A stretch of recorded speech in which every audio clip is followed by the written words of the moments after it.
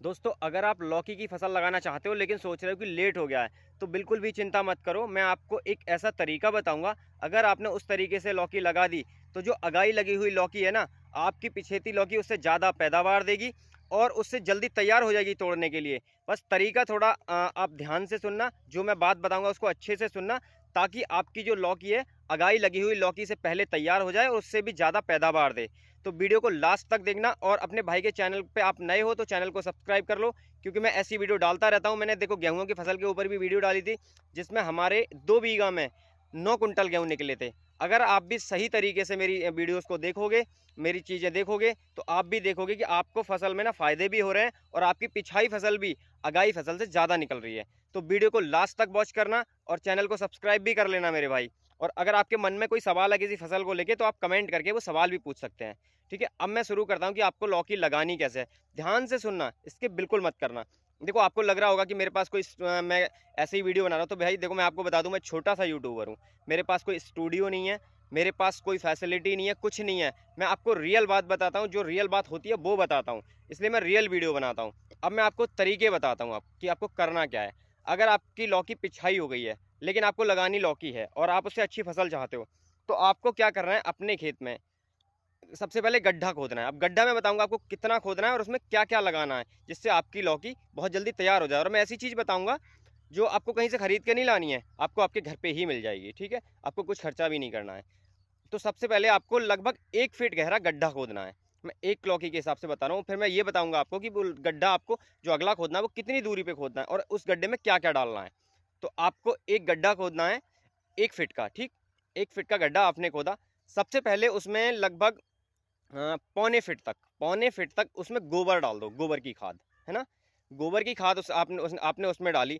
फिर उसके बाद 1 इंच उसमें मट्टी डालो, ठीक, गोबर की खाद के ऊपर। फिर उसमें नीम होता है, नीम, नीम के थोड़े से पत्ते लो, उसके ऊपर डाल दो। ठीक है, फिर उसको आप मिट्टी से ढक दो पूरी तरह से, ऐसे आधा 1 इंच या 1.5 इंच का गड्ढा रह जाना चाहिए, जो हमें पौधा लगाना है। ध्यान रखना, पौधा ज़्यादा गहरे में ना लगे।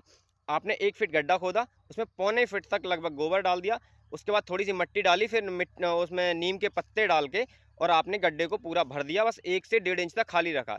अब उस गड्ढे में आपको 3 से 4 बीज डालने हैं, कम से कम आपको 3 बीज डालने हैं उस गड्ढे में। ठीक है, अब वो जो आपने डाला, अब जो अगला गड्ढा आपको करना है वो उससे लगभग 1 मीटर की दूरी पे करना है। ध्यान रखना, मेरी बात को ध्यान से सुनना, मजाक में मत लेना। 1 मीटर की दूरी पे करना है। ठीक है, अब आपको क्या करना है, मैं एक गड्ढे का हिसाब बताता हूँ, उसके हिसाब से आप 1 1 मीटर की दूरी पे गड्ढे करते जाना और उस हिसाब से आप लगाते जाना। अब आपको क्या करना है, 3 बीज डाले आपने, आपने देखा 2 से 3 दिन के अंदर वो बीज बाहर आ जाएगा। ठीक है, और ध्यान रखना, 2 से 3 दिन के अंदर इतना अच्छा बीज वो बाहर आ जाएगा कि आपको लगने लगेगा कि आप कौन सा पौधा इनमें से अच्छा है, 3 में से कौन सा गलत है। तो हमेशा याद रखना, तीनों पौधे मत करना। अगर आपने तीनों पौधे कर लिए तो कोई सा भी सही नहीं रहेगा। आपको उन तीनों में से एक पौधा चूज करना है, जो सबसे अच्छा पौधा दिखाई दे आपको, वो पौधा आप चूज कर लेना। और बाकी जो 2 पौधे हैं उनको उखाड़ देना। उखाड़ने पे ये मत सोचना कि हमारा बीज वेस्ट हुआ है या ये वेस्ट हुआ है, कुछ नहीं है। आपका जो एक पौधा बचा है ना, वो सब कवर अप करा देगा।